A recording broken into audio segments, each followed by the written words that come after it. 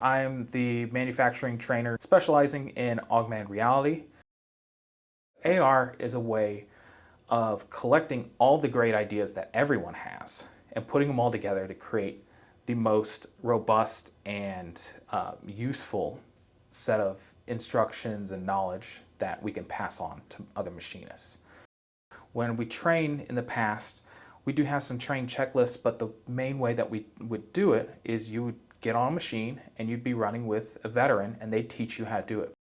In doing it that way, it would take a while to get a machinist up to speed. With using AR, we can reduce that time drastically. We can have people running parts the exact same day that they're being trained. So the iPad adds another tool in our arsenal with augmented reality.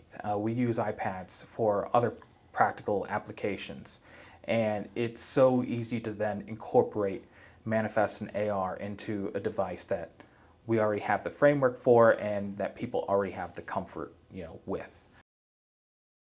Reasons why Fastenal is so successful is because we directly interact with our customers. By being able to combine that focus of ours with augmented reality, we're able to then kind of elevate our own game and help people even better.